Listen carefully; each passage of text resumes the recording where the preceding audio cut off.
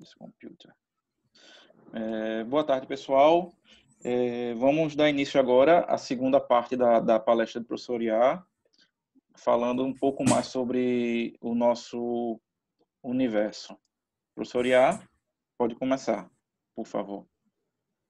Ok, obrigado, Maurício. Então, a segunda parte, isso é fruto aí das minhas férias, eu tive tempo suficiente para preparar essa apresentação, ficou longo, fizemos em duas partes. Eu espero que essa segunda parte seja autoconsistente, que a gente não precise muito da primeira. Então, aqui está o plano da apresentação que eu comecei na semana passada, e eu falei a parte histórica, a gente falou lá, Ptolomeu, Aristóteles, Tycho Brahe, as observações de Tycho Brahe que permitiram Kepler escrever as três leis. A partir disso, e as contribuições de Galileu, Newton, lança a lei da gravitação universal, que nada mais é que uma tradução matemática das observações de Kepler. Então, a gente falou sobre isso na semana passada, e eu fiz uma introdução muito rápida de relatividade restrita e de relatividade generalizada, que é fundamental para o que a gente vai falar aqui para frente. E essa parte aí também não tem problema nenhum. Eu vou trazer os conceitos que são importantes a partir daqui. Então, vou fazer um grande salto dessa parte histórica e essa primeira parte da apresentação. Está disponível, está gravada essa palestra. Quem tiver curiosidade de quiser ir ver lá atrás, eu acho que vai ser disponibilizada no YouTube. Então, vamos até... Deixa-me ver. Pronto. Essa primeira parte, repito, foi da semana passada, e agora o que são os ingredientes para a gente poder discutir essa proposta aí do novíssimo cenário. Então, para a gente discutir esse exercício que a gente fez, é preciso ter uma fundamentação de fatos astronômicos, de observações. Então, eu vou falar para vocês aqui sobre radiação de fundo e um modelo chamado modelo do Big Bang, que permitiu a gente chegar nesse modelo. Em seguida, discutir a evolução. É importante para toda construção, todo modelo de evolução do universo, você entender como formou-se galáxias e como isso evolui. Então, aparecem problemas que nos permitem falar de matéria escura e recentíssimas observações sobre a expansão do universo. Então, vou falar sobre essas coisas como necessárias para a gente poder discutir qualquer coisa em consequência. Então, está aqui o que é que se conhecia. Quando eu apresentei para vocês o modelo de Einstein, da gravitação universal, o que fica de importante é, de um lado, você tem uma equação que fala da topologia da forma espaço-tempo, e do outro lado da equação você tem matéria e energia. Então, como é que você descreve isso? Espaço-tempo diz como a matéria se comporta e a matéria deforma o espaço-tempo. Pronto. É isso que quer dizer que se tinha com a formulação da teoria da relatividade generalizada. Mas, até então, o universo conhecido no início do século passado, um pouco mais de 100 anos, tudo que se conhecia era essencialmente a Via Láctea. Então, o universo era isso, estático, e Einstein impõe uma constante cosmológica que faz com que o universo seja estático. E aí, observações, a gente precisa medir. Os anos 20 vem observações importantes dela, talvez a mais importante, a contribuição de Hubble, que, num artigo de 1929, mede a expansão do universo. Então, daqui a pouco eu comento rapidamente como ele pôde medir isso, então ele mede que, em função da distância, as galáxias estão se deslocando com uma velocidade que é linear, proporcional. Quanto mais distante, mais rápido se desloca as estrelas e galáxias. Particularmente as galáxias, né? São os grandes corpos que se deslocavam. Com isso, então, cai por terra, você tem uma dificuldade aí, o universo não é estático, ele está expandindo. E como é que a gente mede isso? A gente mede isso da seguinte maneira. A única maneira, eu insisti bem na apresentação passada sobre esse aspecto, que a única maneira que você tem de ter informação do nosso universo é através da radiação. Então, a radiação não necessariamente visível, mas é a radiação que chega até nós, alguma dela que saiu das estrelas há milhões, bilhões de anos atrás e chegam até a gente. E chega de que maneira? Elas têm uma assinatura espectral. Então, aqui no centro desse espectrozinho aqui colorido bonitinho, por exemplo, o átomo de hidrogênio, que é um componente majoritário aí da hidrogênio e hélio, são os componentes majoritários de todo o nosso universo. Então, você tem uma assinatura que diz qual é o elemento. Isso eu posso medir no laboratório.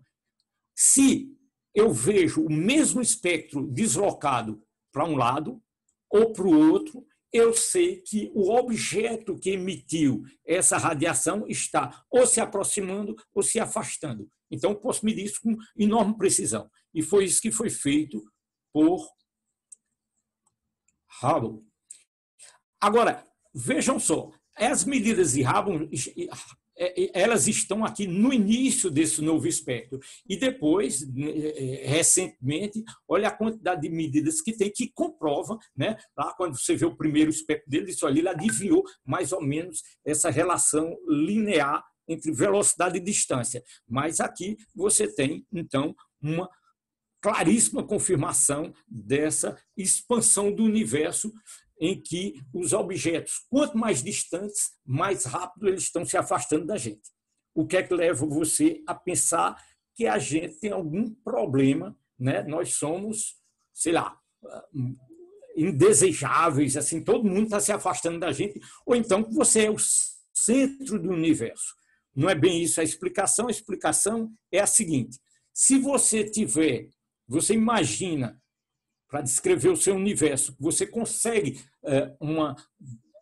estabelecer uma grade, uma tela, um padrão, então você tem que, se esse padrão estiver crescendo, então você tem aqui, num tempo T1, tem essa grade que tem 2 pontos, uma distância AB, no tempo seguinte, em que esse tecido, esse material, ele cresceu nessa imagem bidimensional, então a separação entre A e B cresceu, mas, sobretudo, se eu ficar em A, B vai se deslocar de uma certa distância L, um ponto C aqui vai se deslocar de 2L e assim por diante. Então, se eu fizer coincidir A, todos os pontos vão estar se afastando de A de maneira proporcional à distância. A velocidade com que eles estão se afastando é proporcional à distância. Uma imagem mais animada aqui, se eu coincido esse ponto aqui, todos os outros vão parecer que quanto mais longe, mais velozes eles estão.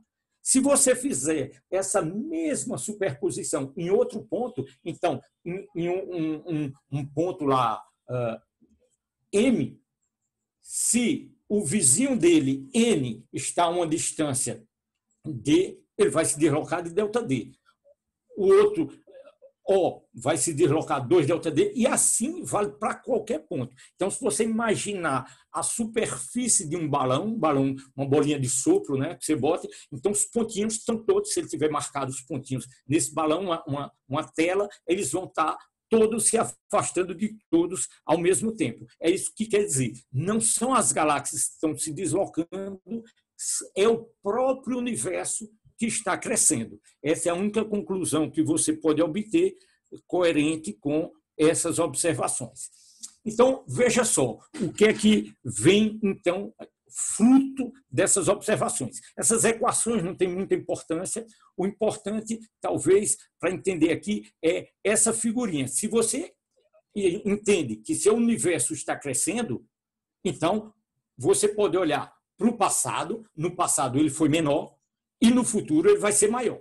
Então vamos olhar para o passado e você imagina, então, que se ele está crescendo com uma taxa constante, né, a equação de Hubble é extremamente simples, é proporcional, né, o deslocamento e a velocidade são proporcionais e a constante de proporcionalidade é justamente essa constante. Então, lá nos anos 20, Lemaitre, que era um físico, mas era um padre, ele propôs, então, extrapolando aqui a partir das equações de Friedman, isso realmente não é importante para a gente entender, que o importante é que se você está crescendo, você extrapola para o passado e vai ter um tempo em que estava tudo junto, e aí é a hipótese do átomo primitivo de Georges Lemaitre.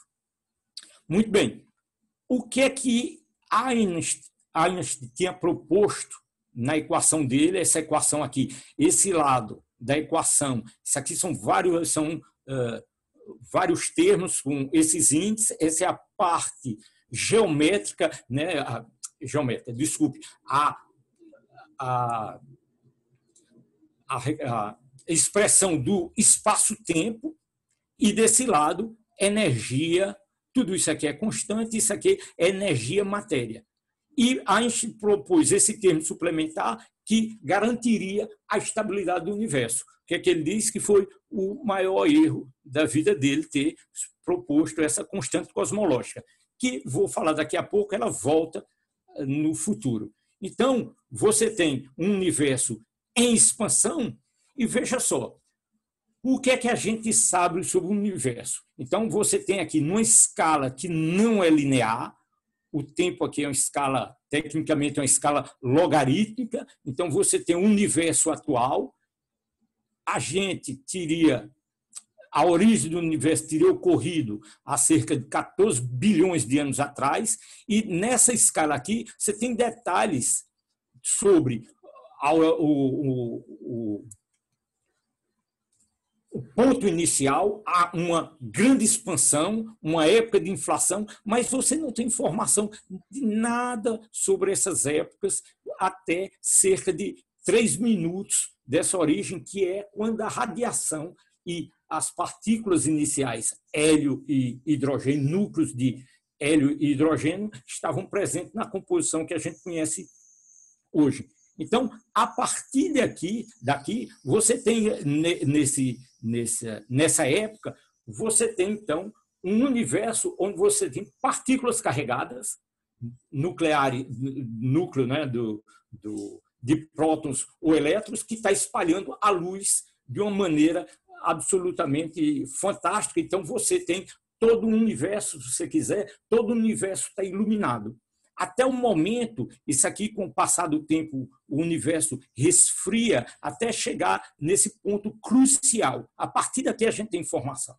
Então, nesse momento aqui, é onde a temperatura do universo é suficientemente baixa para você ter a recombinação elétrons e núcleos, formam-se átomos neutros e aí o universo fica transparente.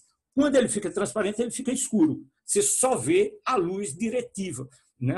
A luz não está sendo mais espalhada. Então, o universo, você olha para qualquer ponto, ele está escuro, a menos que tenha uma fonte nessa direção, uma fonte lá atrás. Então, a partir desse momento, a radiação ela é preservada e começa a viajar expandido no universo, e em um universo em expansão, essa radiação muda a frequência. Pela mesma razão que eu falei lá atrás, que você tem uma variação de frequência em função do deslocamento, no universo em expansão, essa radiação também muda de comprimento de onda, muda de cor, e hoje ela é uma radiação do tipo micro-ondas. Então, você pode estimar isso e pode medir. Então, repetindo, para ficar bem claro, Isso tudo aqui vem de modelos nucleares, modelo de física de partículas, que permite você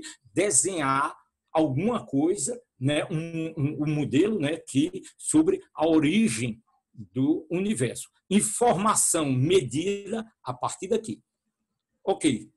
Então, em 1965, fazendo outro tipo de experiência e tal, dois físicos americanos mediram, então, eles viram que, por acidente, eles estavam fazendo outra coisa, viram que tinha uma radiação no universo, tinha astrônomos procurando essa radiação, construindo experimentos para medir isso. Eles tinham um equipamento pronto na IBM e foram lá, fizeram a medida e viram que, em qualquer direção que eles olhassem, tinha essa radiação, a chamada radiação de fundo do universo, que corresponde a um corpo emitindo em 2,7 kelvins, né, temperatura próximo de zero. Então, essa descoberta é fundamental, eles ganham o prêmio Nobel, e aí, com medidas sistemáticas feitas depois com satélites, né, você usa satélites, isso aqui é uma marca aqui da Via Láctea, então, as medidas mais antigas, medidas mais recentes, e quando você filtra tudo isso, você tem, então, a radiação de fundo, que você veja que tem regiões mais claras e mais escuras, mas isso é um contraste aumentado e, de fato, essa radiação corresponde a uma radiação de corpo negro como você não tem em nenhuma outra parte do universo. A distribuição estatística ela é quase perfeita, né? Então, isso significa que, no passado, essa difusão de luz ela foi feita de uma maneira extremamente isotrópica, extremamente bem feita, que distribuiu as frequências todas que, se propagando no universo, chegaram a nós nessa forma aí de radiação em micro-ondas. É isso que a gente mede hoje, que você extrapola e sabe o que aconteceu lá atrás, se tem informação de alguns minutos, se não sobre essa evolução inicial, pelo menos após alguns minutos. Antes disso, tudo é especulação. Muito bem, então, aquela figurinha melhorada. Então, se a gente tem informação que, a partir daqui, isso aqui é uma escala linear, então, uma escala realmente proporcional ao tempo, e você tem, então, cerca de 14 bilhões de anos de expansão, e as informações dessa radiação primordial está aqui, e a partir daqui, a partir da transparência do universo, você tem, então, toda a evolução que a gente descreve no chamado modelo do Big Bang. Estou insistindo nesse aspecto de que você tem, então, a construção desse modelo, a parte inicial, ele diz o seguinte: você tinha absolutamente nada, e a partir de nada, de flutuações do vácuo, você cria todo o universo a partir de um ponto.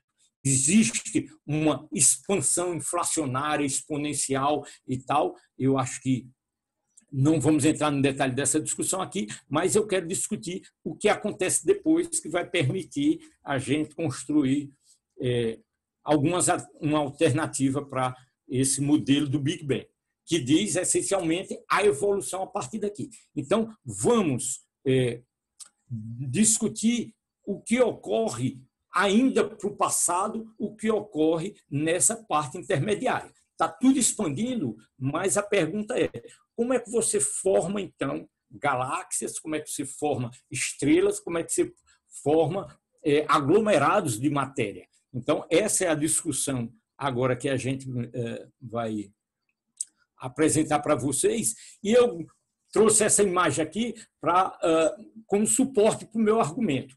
Primeiro, que se você vê, você vai assistir fogos de artifício lá na passagem do ano, você vê as partículas saindo em todas as direções, você pode dizer, olha, todo mundo veio do mesmo ponto, e eu vou extrapolar e vou dizer que eles vieram de um ponto extremamente pequeno, tudo vindo de uma partícula de dimensão praticamente nula. Isso é uma especulação. Você só tem informação até uma certa região. A parte central você não tem como especular mais do que isso. Você pode fazer um modelo. O segundo ponto é o seguinte: se está todo mundo se separando de todo mundo, como é que você forma galáxias? Como é que você forma estrelas ou qualquer objeto maciço?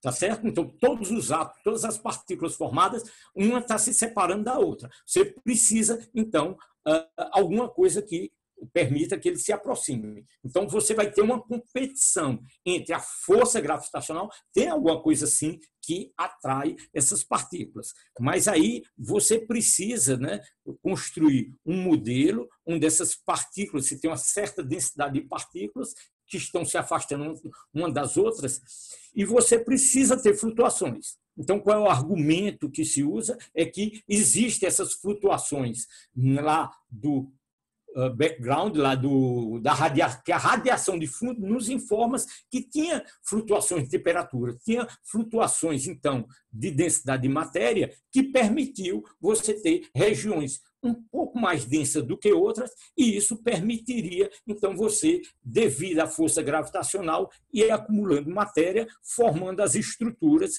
que hoje a gente conhece. Só que toda simulação que você fizer, você vai ver que não é possível que isso ocorra de uma maneira simplesmente devido às flutuações térmicas. A densidade hoje média do nosso universo é 10 a menos 30 gramas por centímetro cúbico, densidade extremamente baixa. Então, de toda maneira, os cálculos computacionais partindo do modelo que a gente tem não permitiria você ter a estrutura que tem hoje. O que é que você cria, então? Você diz, olha, você precisa ter regiões onde tinha um potencial gravitacional extra que vai, então, fazer com que essa matéria se acumule em certas regiões, formando essa estrutura que você observa de uma maneira mais ou menos uniforme, né? Qualquer região do espaço que você olhe, você vê a densidade de galáxias e estrelas é relativamente uniforme na escala de grande distância, né? Você diz, olha, mas eu sei que tem galáxias, então tem um espaço grande entre elas e tal, não é uniforme. É uniforme no sentido em que você olha muito distante e que você vai olhar que em qualquer direção o número de galáxias é realmente uniforme e o universo é realmente muito, muito grande, com bilhões e bilhões de galáxias distribuídas de forma isotrópica. Agora, tem uma informação que aí você precisa de dados, de medidas, desse personagem extremamente interessante, Zwick, que nos anos 30 ele observava aglomerados de galáxias. Não, particularmente, ele observava o aglomerado de Coma e ele observa que, nas medidas que ele fez, ele disse, olha, você precisa de pelo menos 400 vezes mais matéria do que a gente observa para poder justificar o movimento das galáxias como elas são. Lembre-se que, quando a gente falou lá atrás do modelo de Kepler, Kepler descreve o movimento de corpos celestes. No caso, Kepler descrevia o movimento dos planetas no sistema solar, mas a lei é universal, é a lei da gravitação de Newton. Então, vale para qualquer objeto no universo. E aí, dizendo que é válido a lei da gravitação universal, ele chega à conclusão que não era possível que as galáxias estivessem se deslocando com as velocidades que ele mediu. Medidas posteriores mostram que tinha um erro aí de um fator 10, pelo menos, mas certamente tem uma falta enorme aí de massa visível e foi o primeiro a chamar a atenção, falar de matéria escura, dark matter. Então, Zwick, eu não posso deixar de comentar com vocês que era uma figura, talvez não teve muita importância, muito impacto que ele viu na época, porque era um cara extremamente singular, um cientista brilhante, mas ele dizia que todos os colegas deles eram idiotas esféricos. E o pessoal, por que idiotas esféricos? Ele disse, olha, qualquer ângulo de observação, ele é igualmente idiota. Então o cara não era muito popular, e os trabalhos dele foram redescobertos muito tempo depois, junto talvez com as observações importantes de Vera Rubin. Vera Rubin, ela observava em uma galáxia o que é que fez o Zwick. Ele observava o movimento de galáxias. Vera Rubin, ela observava o movimento de estrelas dentro de uma galáxia. Então, eu acho que fica mais simples se eu passar aqui e mostrar para vocês, lembrar para vocês a lei de Kepler. Se você pega os planetas do nosso sistema solar e coloca a velocidade que eles estão orbitando em função da distância ao Sol, você vai ter uma lei do tipo 1/R, mas perfeitamente bem definida. Então, a lei de Kepler se aplica muito bem no sistema solar, e aí você espera que a lei da gravitação universal vale para qualquer massa no universo, valeria aqui também, e você espera que para essa distribuição de matéria, você calcula uma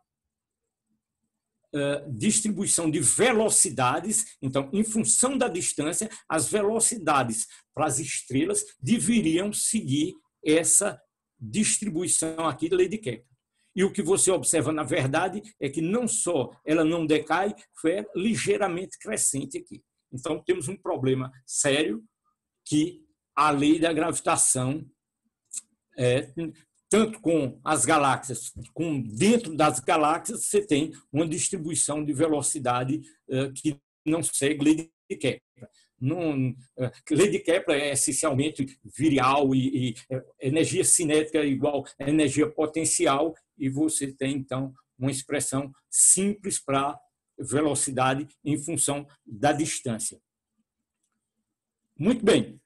O que está acontecendo? Existem, então, propostas do tipo, olha, você tem a lei de Newton, não vale, ela vale até uma certa distância, depois disso não vale mais, essa é a dinâmica newtoniana modificada e tal, mas esse modelo tem dificuldades. Estou citando aqui para você explicar esse tipo de comportamento aqui. O que se diz hoje é que você teria uma certa matéria escura. E quando você fala de matéria escura, não quer dizer que é simplesmente matéria que não irradia. Essa matéria a gente sabe medir, a gente sabe, então, como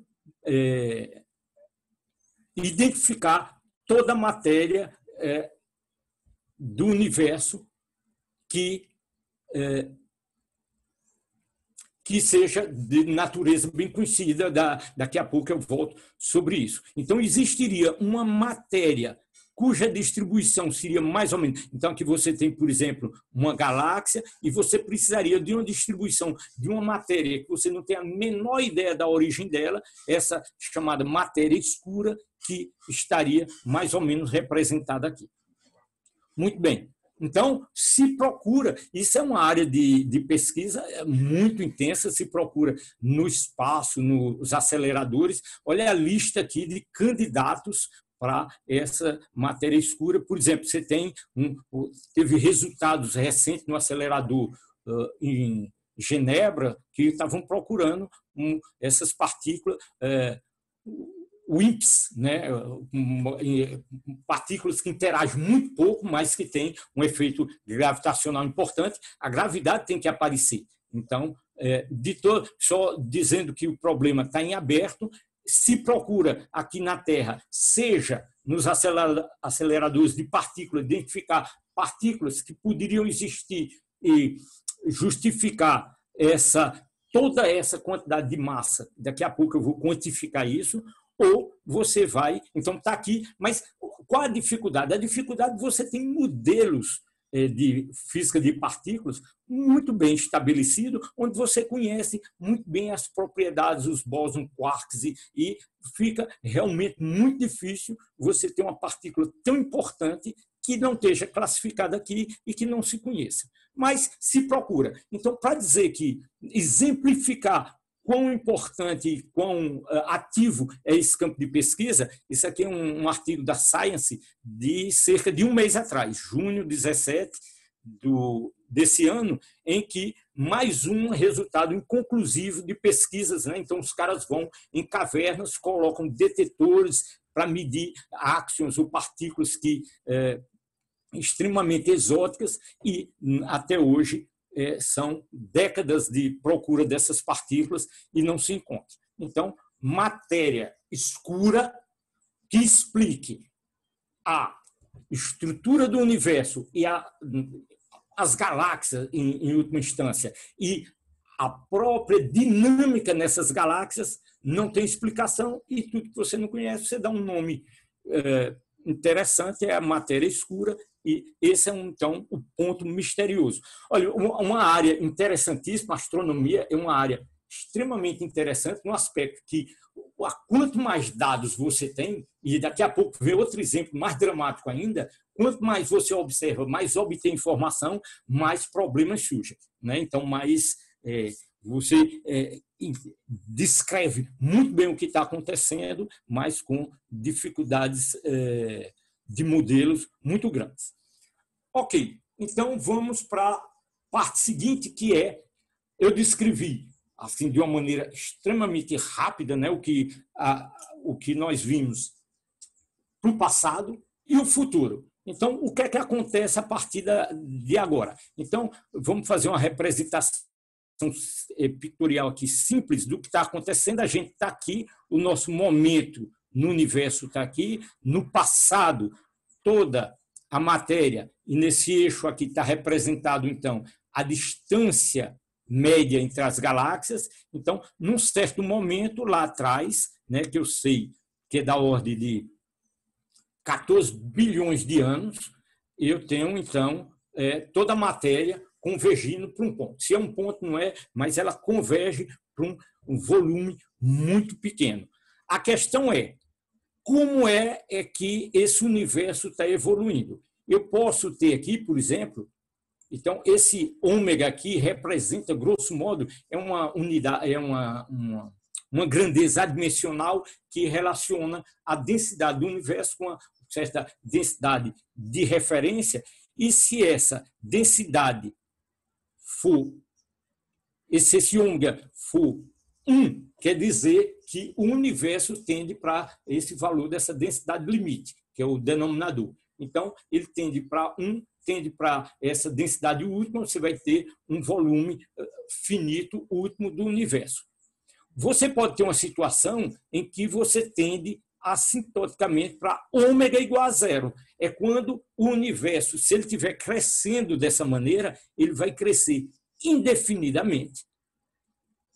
E a densidade de matéria vai diluindo. Se ele cresce infinitamente, por um tempo infinito, você tem uma densidade que vai a zero. Entre essas duas situações, você tem ômega menor do que 1 e você tem, então, ômega maior do que 1. Se a densidade for maior do que esse valor crítico, então o universo, no passado, era um ponto, ele está nessa situação hoje aqui, e ele vai evoluir, voltar, a gravitação vai trazer todo mundo de volta, se atrair, a gravitação ganha da expansão e colapsa, e você volta para um ponto. A gente pode especular, pode pensar aqui, mas você, então, tem cenários. E tem um cenário em que você pode estar expandindo, tá certo? Embora a única força que você tenha no universo é gravitacional. Aí o que é que você faz? Você observa, então, esse tipo, se você pega essa imagem aqui, ela é recorrente, você vai encontrar ela em vários lugares. Se você pega uma região com um telescópio e pega uma região onde você praticamente não vê objetos, e aí você pega um telescópio de campo profundo, esse telescópio que está no espaço, e você olha numa região muito pequena, e você olha nessa escala aí de bilhões de anos, que você tem uma equivalência entre distância e tempo, não é isso? Quanto mais distante, mais você está olhando no passado, e você veja que cada um desses pontos, a menos esses que têm uma certa luminosidadezinha aqui, que são estrelas mais próximas, mas todos os outros pontos, cada um desses pontos é uma galáxia com bilhões de estrelas. Então, e você medindo, a maneira de medir isso, não tenho tempo para detalhar aqui, mas a maneira de medir isso é olhar explosões do tipo supernova. Falei lá na semana passada das observações lá de Tycho Brahe, de Kepler, e você olha em qualquer região, você tem uma chance de ver, numa noite, com um bom telescópio, de ver, em uma semana, você vai ver algumas explosões, né? Tipicamente, na Via Láctea, você tem 2 ou 3 explosões de supernova num século. Ora, mas como você tem bilhões de galáxias, se você procurar, você vai encontrar, então, numa certa região, você vai encontrar supernova que dura semanas, se não meses, brilho. E por que eu estou falando tanto de supernova aqui, estou me detalhando sobre isso? Porque é elas que permitem um padrão de intensidade e é elas que permitem fazerem medidas muito detalhadas e novamente, aquele gráfico do deslocamento, então, significa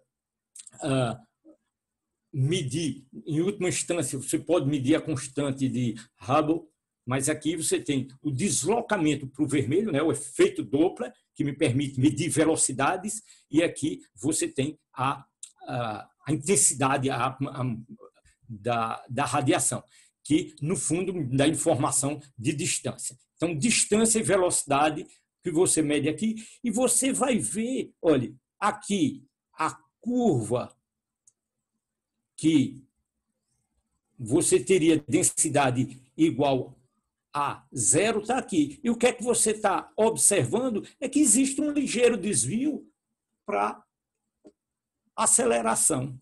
Então, são trabalhos, esses trabalhos são de recentes, 1998, teve 2 equipes, uma na Austrália, outra nos Estados Unidos, publicaram, e você faz toda a estatística das medidas, tem muitas medidas que vieram depois, então isso você pode afirmar com toda segurança que o universo está em expansão, que aquele ômega, aquele valor que você observa naquele gráfico, e ele se traduz por um universo em expansão. E isso, bom, esses 2 grupos ganharam o Prêmio Nobel de Física em 2011, no sentido de que é uma teoria muito bem confirmada. E o que é que está fazendo, então, o universo se expandir? Para dar uma ideia como esse resultado é surpreendente, então, esse é um parâmetro adimensional, porque é uma relação entre distância num tempo, distância no tempo seguinte. Então, você não sai por aí medindo com uma régua as distâncias no universo, é melhor ter informações adimensionais, mas o ponto aqui é que você tem essa equação da evolução, da equação de Hubble, e você tem esse Q, que era chamado, o esperado, parâmetro de desaceleração. Ninguém esperava que o universo tivesse expandido. Não tem razão. Você tem gravidade. Ele pode estar indo assintoticamente para uma densidade constante, pode estar indo para uma densidade 0, se expandindo para sempre, ou a gravidade ganha e pode estar colapsando. Mas essa história de estar expandindo, ninguém esperava. E, com isso, o parâmetro de desaceleração ele é negativo, porque é um parâmetro, na verdade, o que está acontecendo é uma aceleração do universo. E de onde vem a fonte de energia dessa aceleração? E aí, mais uma coisa misteriosa, né? Aí você encontra modelos, aí os caras os físicos são extremamente criativos, inventam aí coisas maravilhosas, modelos e tal, que permitem você criar uma entidade chamada energia escura, que o universo se expandindo, ele mesmo está criando mais energia, e se você faz as contas, não é complicado, você mostra que cerca de 70% da composição massa-energia do universo é energia escura, que justificaria a expansão do universo. O que é que você precisa como energia, como pressão negativa, para você expandir o seu próprio universo? Então, isso da composição da matéria-energia, para explicar, justificar as observações das dinâmicas que eu falei lá atrás, das galáxias, entre elas e intragaláxia, você precisa 30% de composição de matéria escura, que não tem nada a ver com matéria ordinária, visível ou não visível. Essa matéria ordinária é menos de 5% da composição do universo. Então, tem uma ilustração aqui que eu mostro aqui, ó, se é 68, 70, bom, esse número aí depende da precisão da referência que você vai usar, mas cerca de 70% da composição do universo é o responsável pela expansão desse universo. É a matéria, é a energia escura. A matéria escura é que determina a dinâmica das galáxias. A matéria visível, ela é composta principalmente e sobretudo de hélio e de hidrogênio. Está mal escrito aqui, mas hidrogênio e hélio são gases que você não vê, né? Você tem informação porque ele absorve a radiação e tal, tem técnicas de medida que permitem você diagnosticar com cerca de 4% da composição desses gases. Nas estrelas, a composição é menos de 1%, 0,8%. Da ordem de 1% é o material que está nas estrelas. Sobretudo, novamente, hélio e gás, né? Fusão nuclear e tal, colidindo o hidrogênio, gerando hélio e liberando quantidade enorme de energia. Os neutrinos estão naquelas tabelas, medido em aceleradores, etc. Então, você consegue medir neutrinos aqui na Terra e eles são responsáveis por menos de 0,2%.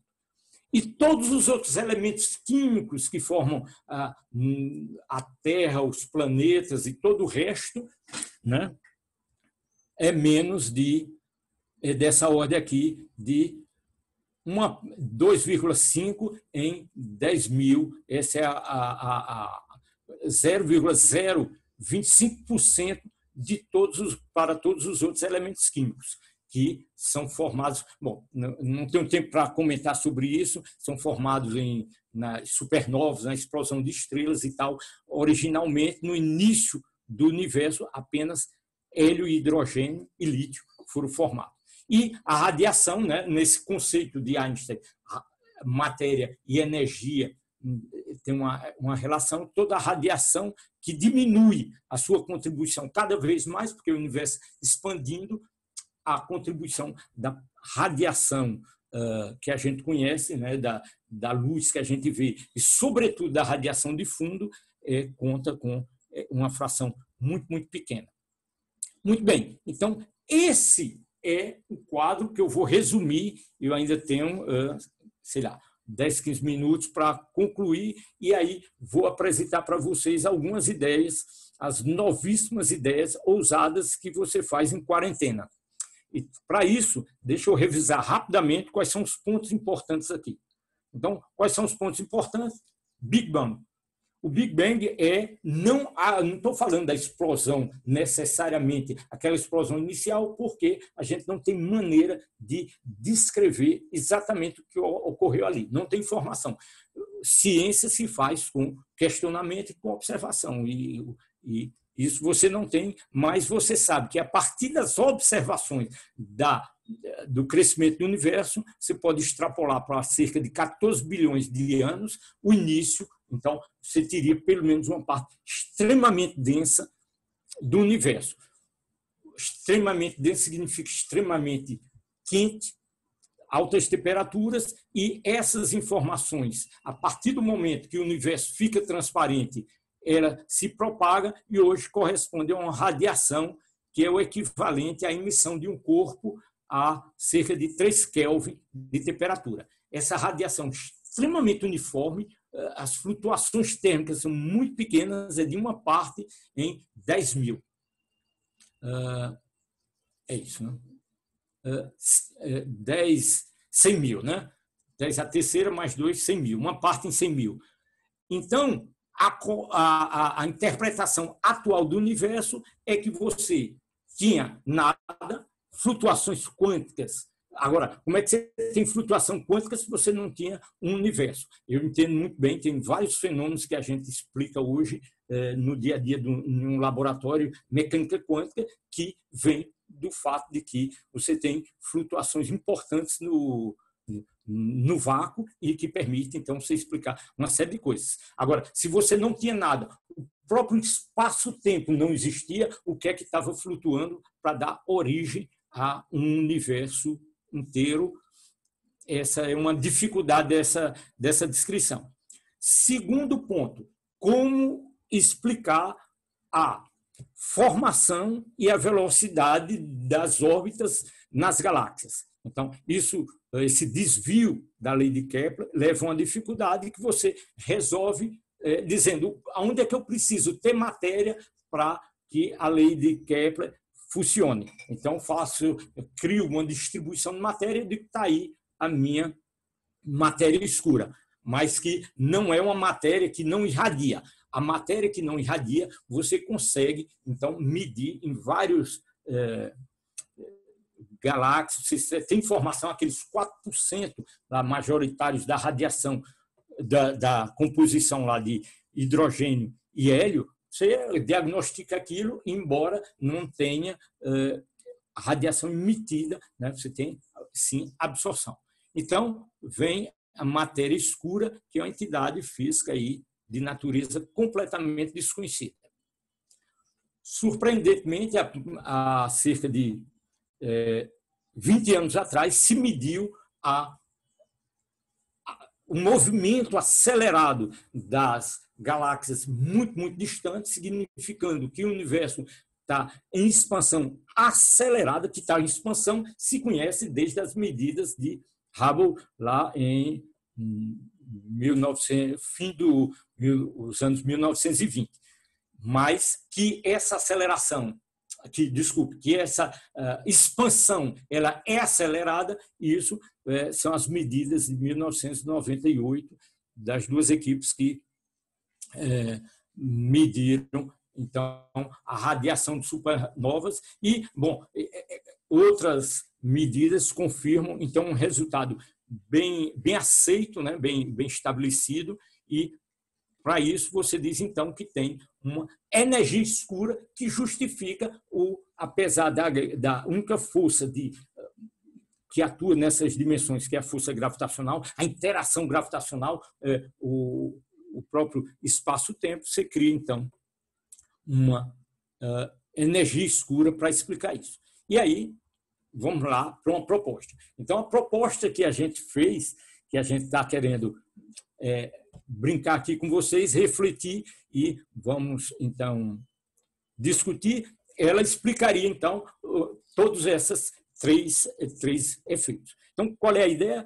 A sugestão é o seguinte: a origem do universo não é do nada, é de alguma coisa. E a maneira mais simples de você dizer qual é essa coisa é dizer que você tem as leis do universo e a matéria do universo é tudo como a gente conhece. Não vamos inventar nada de novo. Tudo que a gente conhece, ela já existia, só que ela existia no universo que eu represento aqui no plano. Esse plano aqui é todo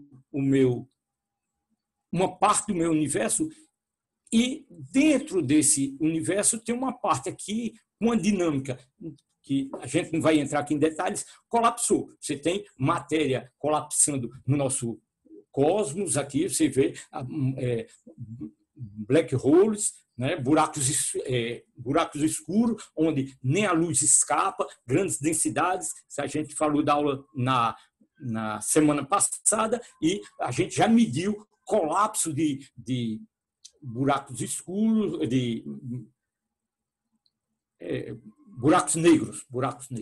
Então, você pode ter uma coisa desse tipo, mas a escala do que se passou aqui é alguma coisa completamente inédita, porque você teria o colapso de toda a matéria que compõe o nosso universo atual, que não tem que ser simultânea.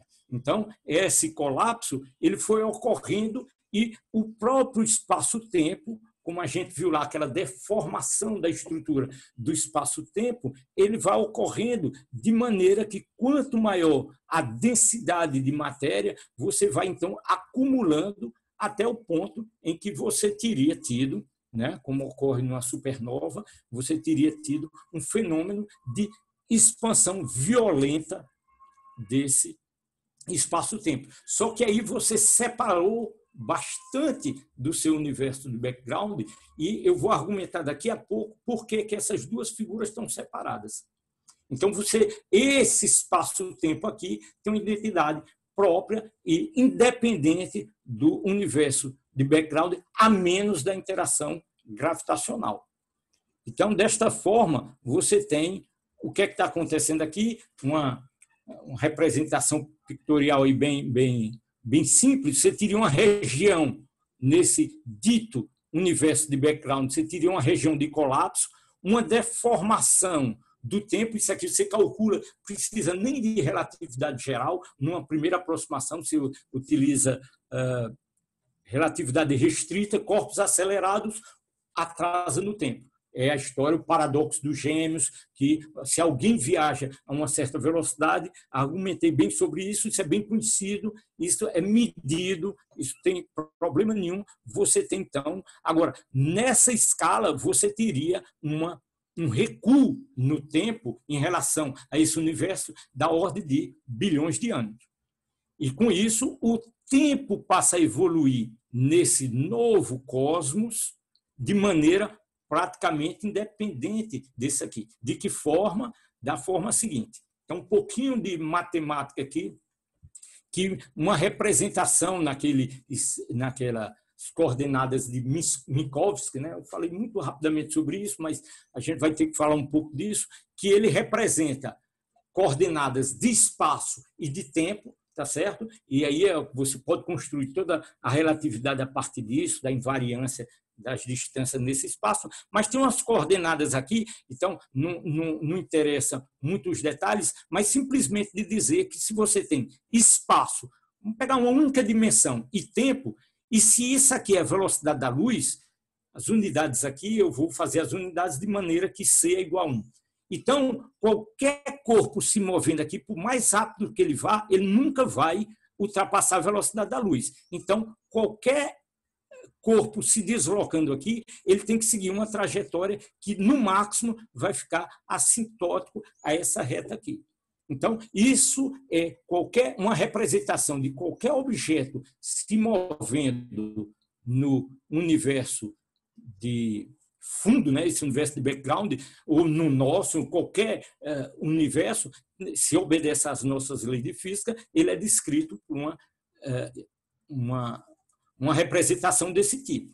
Se a gente está separado, se a gente, nosso universo, telinha, está separado do outro por alguns bilhões de anos, devido a esse colapso que é possível, né, esse colapso de matéria que deformou o espaço-tempo que criou essa separação, então a gente ficaria no mesmo espaço, mas separado temporalmente, nenhuma interação, como efetivamente não é observada, nenhuma radiação, nenhuma informação radiativa dessa chamada matéria escura.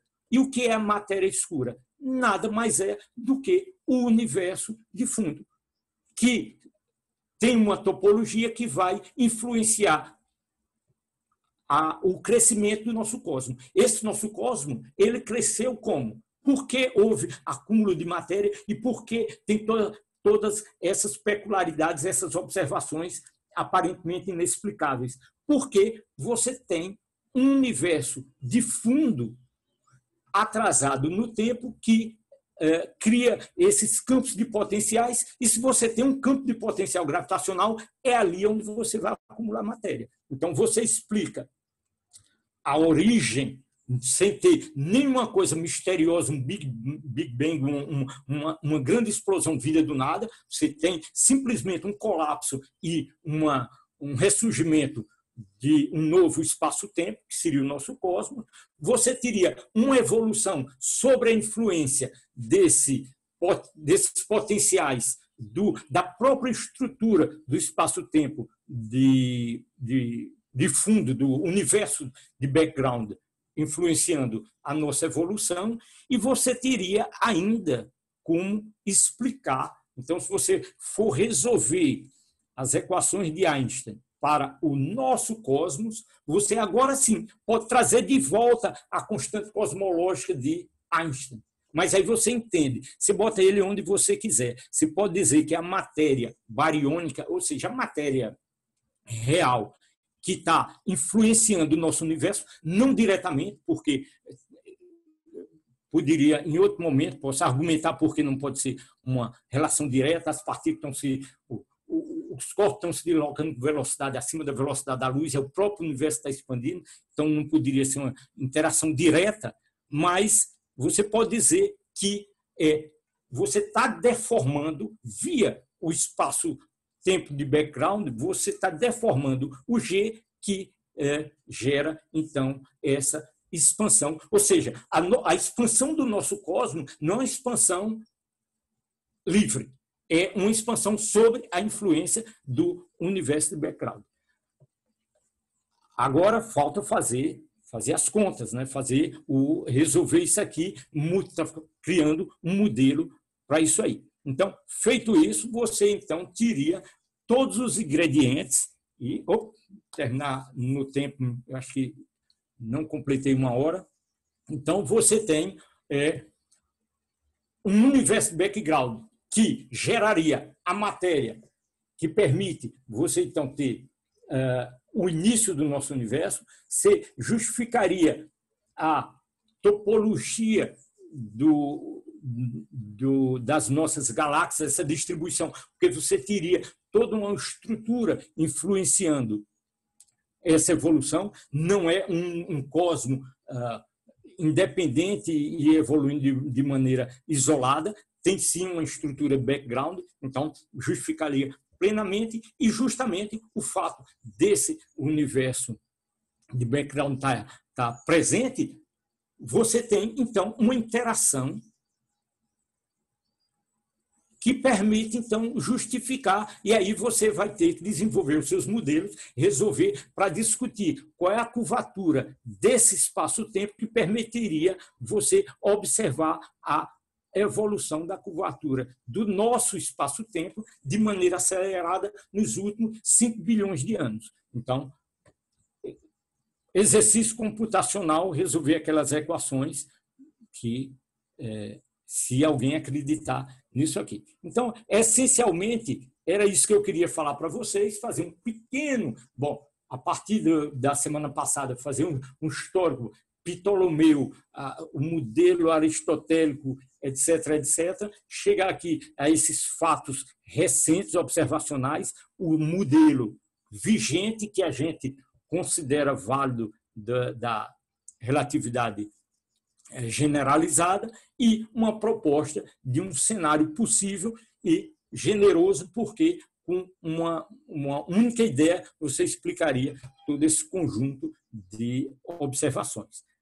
Ok, pessoal, era isso que eu queria, então, comentar, falar para vocês hoje nessa apresentação. Muito obrigado, professor Iá. Bem legal a palestra sobre cosmologia. A gente tem duas perguntas, se o senhor puder responder. Bueno. De Letícia Souza, ela diz o seguinte: professor, sabe dizer se o distanciamento anual da Lua de 3,7 centímetros tem alguma ligação e é mais uma afirmação do Big Rip, ou é algo ligado apenas ao nosso campo gravitacional? Eu não sei, mas eu diria que certamente, como eu teria que saber de que informação está se falando. Certamente pode ter um efeito relativístico, talvez, mas certamente, se você está falando de ondas gravitacionais, que eu imagino que é isso que esteja por trás da questão, não é. Porque medir ondas gravitacionais, medir perturbação no espaço-tempo, é uma coisa extremamente. Eu realmente não detalhei na semana passada, mas é você medir distâncias que é milionésima do núcleo atômico. Isso é feito experimentalmente em 2 grandes laboratórios, interferômetros com braços lá de 3 quilômetros em vácuo e tal. Foi feito, se ganhou um prêmio Nobel em cima disso, mas essas modulações no espaço-tempo foi origem do colapso de 2 buracos negros, cada um com uma massa aproximadamente 30 vezes a massa do Sol, que colapsaram num tempo relativamente curto e gerou essa onda gravitacional que foi medida. Então, mas eu não acredito que tenha nenhum efeito minimamente perceptível nessa escala do nosso sistema solar.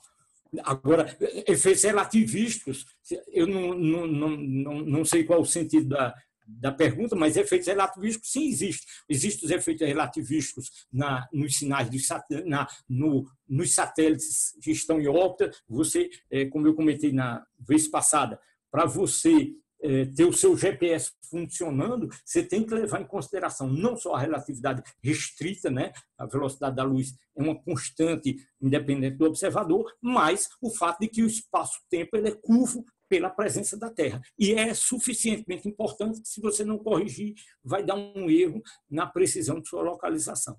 Então, esses efeitos existem, são perceptíveis, mas não no sentido de deformação do espaço-tempo. Não sei se eu entendi bem a pergunta e se respondi.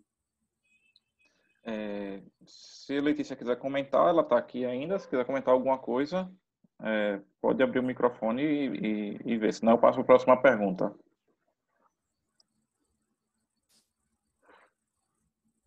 Eu acho que vou passar para a próxima pergunta. Então, da Saele.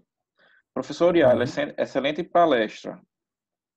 Muito interessante saber que, após as contribuições de Tycho, Kepler e Einstein, conseguimos obter diversas informações sobre o universo, porém ainda faltam muitas outras para a melhor compreensão.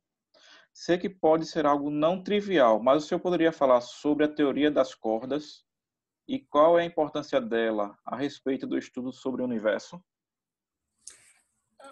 Pronto, veja bem, eu não sou especialista, física de partículas não é a minha praia, definitivamente não é, mas o que a ideia da teoria de cordas é você dizer, então, para o público em geral, para os outros estudantes, você tem a gente química, qual o último elemento são os nossos átomos. Aí você vai lá, olha mais a fundo, você tem, então, partículas, né, que compõem os átomos, tem os elétrons, nêutrons, prótons. Se você vai mais além, você tem, então, os constituintes que constituem o elétron, é uma partícula elementar, mas as outras não. Então, você tem quarks, tem outras partículas e assim por diante. Agora, tem uma maneira de você modelizar essas entidades últimas e as próprias interações em termos de vibração, né? De vibrações elementares. E dependendo como essas vibrações ocorram, você teria, então, a descrição de todas as partículas e das interações entre elas. Isso seria grosso de cordas. E isso é usado para você descrever, porque todos esses modelos do momento inicial, da origem do universo, aí você precisa, assim, mecânica quântica, você precisa de modelos microscópicos para dizer o que aconteceu. E aí, essas teorias vêm auxiliar, você cria dimensões extras, numa escala exatamente das dimensões de Planck. Eu sei que da Saída da física, ela sabe qual é a dimensão as distâncias de Planck, mas, bom, são há distâncias realmente muito, muito diminutas, né? Então, você teria essas dimensões que justificariam a construção desses modelos. Mas tudo isso são modelos interessantes e permite você fazer uma série de especulações, mas tem que passar pela prova das observações.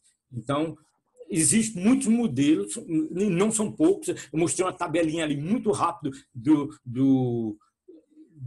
tipo de proposta que você tem somente para explicar essa história de matéria escura, só em termos de partículas possíveis, e então fica a necessidade de comprovações experimentais. Tem uma terceira pergunta, de Robson Vieira. Parabéns, professor. Excelente. Uma questão. Poderias comentar sobre termodinâmica no universo background?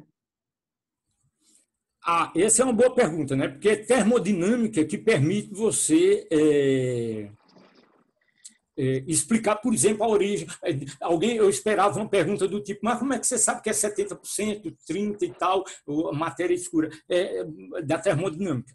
Então, quando você vai descrever a termodinâmica do universo, você chega nessas relações. E não é difícil, né? Tem relações relativamente simples, fáceis de acompanhar e entender. Então, no universo de background, a termodinâmica teria que funcionar da mesma maneira e tal.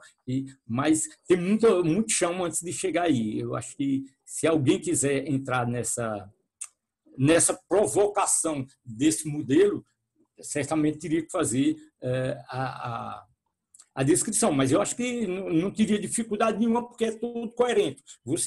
Tudo que a gente usou até aqui é usar a física bem estabelecida. Então, você tem um universo background, colapso. Isso ocorre, isso é um fenômeno que a gente observa no nosso cosmos, sofre apenas que esse numa escala enorme, e todo o resto que a gente descreve é uma descrição coerente com toda a física atual. Então, não teria nenhum problema. Teria a dificuldade de fazer as contas, mas eu acho que a priori não apresentam uma dificuldade fundamental, não. Bem, alguém mais tem alguma pergunta? Pronto, pode, Sebastião. Pode abrir o microfone. Professor, boa tarde. O senhor falou aí que quando a gente está analisando esses dados do universo, a gente vai olhar para o passado, não é isso? E uma coisa que está aqui na minha cabeça, que o senhor falou aí, bateu muito essa questão da geometria do universo. A minha pergunta é, até que ponto a geometria do universo pode nos ajudar a ter informações sobre essa origem do universo?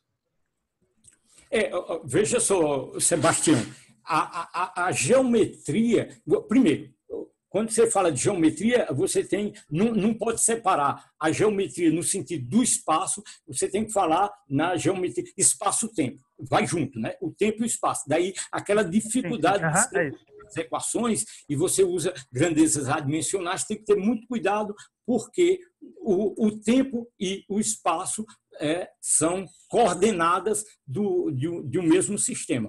Muito bem. E você teria, então, um estado atual do universo, você tendo uma observação de como ele evoluiu. Como é que você faz isso? Observando o deslocamento dos corpos, né? Particularmente tem que ser corpos relativamente distantes para você ter uma visão razoável, né? Se você olha objetos muito perto, eles estão se aproximando, se afastando dentro da galáxia, você tem um conjunto de movimentos que não permitiria você entender, deduzir essa expansão. Você tem que olhar os objetos mais distantes. Então, a partir dessa observação de um crescimento bem uniforme, porque isso aqui é impressionante, aquela curva lá que eu mostrei para você, ela é bem uniforme, né?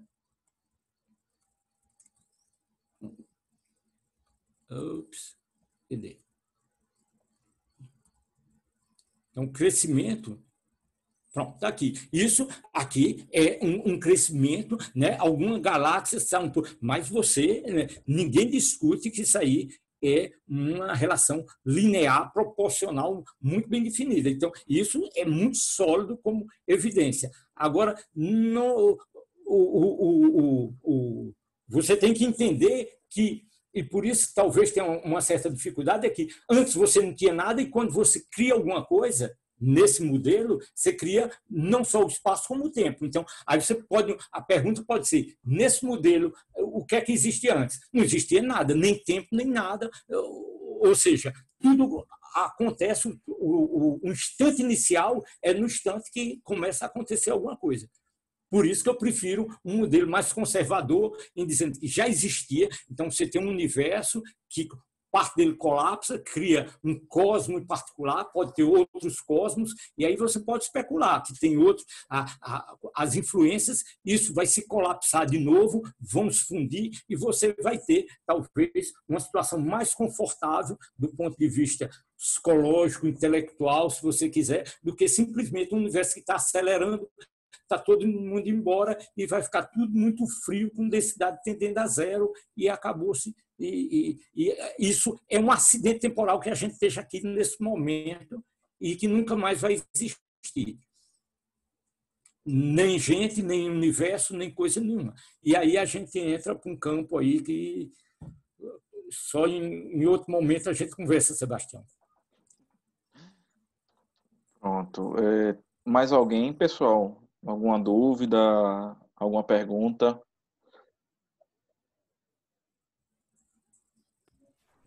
Posso fazer outra? Pode, Sebastião. Vá, Sebastião. É que outra coisa também que está me pegando aqui é essa questão do colapso. Tem alguma relação de simetria aí, né, nesse colapso? Nessa proposta da gente? Sim. Não, precisa de simetria, não. Você precisa, provavelmente, o que você precisaria, Sebastião, na verdade, se você quiser, olha, você pode ter uma situação, simplesmente o fato de você ter uma criação, um conjunto de massa. Veja só, um parênteses, a própria Terra, ela deforma o espaço-tempo. A prova que a Lua está girando em torno da Terra. Os objetos estão caindo aqui. Essa é a contribuição de Newton, entender que a Lua que está preso, só que a expressão dele é uma expressão clássica e tal, uma força à distância. Mas é a Terra deformando o espaço-tempo. O tempo também, sim, o tempo. É isso que eu digo quando você usa o GPS, quando você faz a medida com o relógio atômico, você vê que tem uma diferença de tempo. Então, deforma o espaço-tempo em torno dele. Agora, aqui, o simples fato de você ter um colapso enorme, de uma massa enorme, você deformaria o espaço-tempo. Mas, mais ainda, para justificar, melhor ainda, essa separação, você pode imaginar que você tem colisões de partículas que se aceleram, a gravitação justifica isso perfeitamente. Se tiver duas massas, ela começa a se atrair, vão acelerar. Força atrativa acelera e tendo movimento acelerado, você tem, então, relatividade restrita, você calcula de quanto você tem o deslocamento temporal. E aí justificaria de uma maneira simples, que tudo é a mesma coisa, duas faces da mesma moeda. Simplesmente para você argumentar de uma maneira mais simples, que você teria, então, um atraso no tempo em relação ao universo. Mas você não precisaria de simetria nenhuma. Você precisa ter, sim, o colapso de toda essa matéria, essa enorme deformação do espaço-tempo, e aí sim, com que mecanismo levou isso a manter essa acumulação e depois, em um certo momento, lá há 14 bilhões de anos, isso explodir, que mecanismo foi esse? Precisaria se detalhar, né? Isso aí, ou seja, fenômenos desse tipo existem, né? Como eu disse, as estrelas colapsam, o Sol como uma estrela é o quê? É um equilíbrio entre a força radiativa que expande a estrela e a força gravitacional. E aí o hidrogênio se transforma em hélio numa reação de fusão nuclear e vai diminuindo o combustível. Vai ter um momento que o Sol vai colapsar ou vira uma anã branca, dependendo da dinâmica, vira uma anã branca, lá friazinha, vira um buraco negro, colapsa violentamente, vira um buraco negro, no sentido que nada escapa, nem a luz, né? Nesse sentido, buracrando, e uma anã branca, ela está ali esperando nada mais que alguém passar ali por perto que tenha massa suficiente, que realimente, aumente, chega a uma densidade crítica, que realmente tem combustível suficiente para explodir. E uma explosão de uma supernova, ela ilumina o céu. Se você observa uma galáxia onde está explodindo uma supernova, o brilho da supernova, dessa estrela, ela é superior a toda a luz de todas as outras estrelas da galáxia. Então, é muita energia. Então, esse tipo de fenômeno... Agora, tem vários tipos de... É isso que a gente conhece. Tem coisas que a gente não... Quando eu digo a gente, é extremamente pretensioso. A gente como raça humana e tal. Não é a gente, eu me incluindo aí. Eu não sou astrônomo e não sou apenas um curioso. Aí você me faça pergunta de fusão de fótons lá da sua tese, aí eu posso até explicar com mais propriedade. Mas tudo aqui é a palavra de um curioso em astronomia. Bem, não temos mais perguntas no chat, então acho que a gente já está 3h20 já, né? Então já está com o tempo adiantado. Queria agradecer a todo mundo, mais uma vez, para prestigiar a palestra do professor Iá. Queria também agradecer ao professor Iá. E lembrar de quem não se inscreveu no Simpla, se inscreva, tem até 3h30, para aí eu conseguir enviar o certificado para vocês. Tá ok? Professor Iá, quiser falar mais alguma coisa, está livre. Não, obrigado, Maurício. Obrigado, pessoal, pela paciência. E quem tiver curiosidade, depois a gente conversa aí sobre esses modelos cosmológicos.